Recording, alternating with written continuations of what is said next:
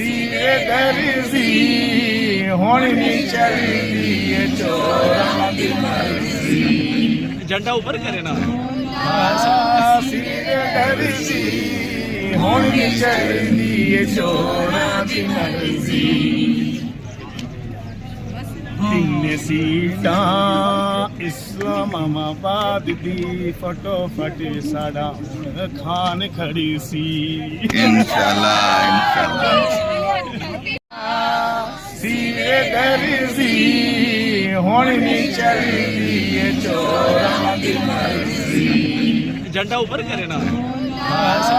ਸੀਰੇ ਦਰਜ਼ੀ ਹੁਣ ਨਹੀਂ ਚੱਲਦੀ ਏ ਚੋਰਾਂ ਦੀ ਮਰਜ਼ੀ। ਤਿੰਨ ਸੀਟਾਂ ਇਸਲਾਮਾਬਾਦ ਦੀ ਫਟੋਫਟ ਸਾਡਾ ਖਾਨ ਖੜੀ ਸੀ। इंशाल्लाह इंशाल्लाह।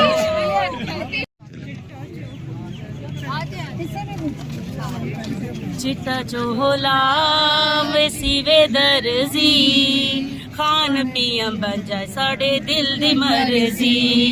चिट्टा चोला ते चश्मा काला, चिट्टा चोला ते चश्मा काला, गंजा पूछदा है मुझे क्यों निकाला, गंजा पूछदा है मुझे क्यों निकाला।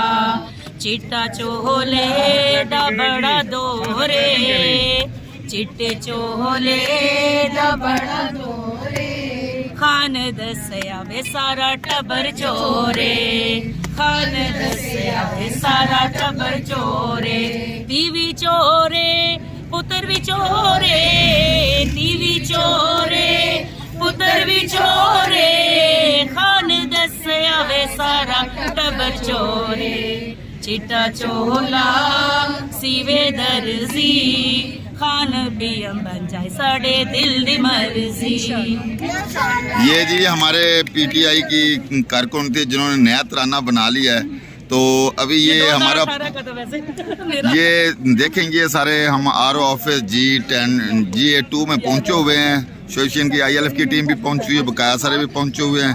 तो ये हमारी टीम इधर मौजूद है। तो जो हमारा चैनल है 0 पॉइंट इस्लामाबाद के नाम से सब्सक्राइब कीजिए, लाइक कीजिए और आगे शेयर कीजिए।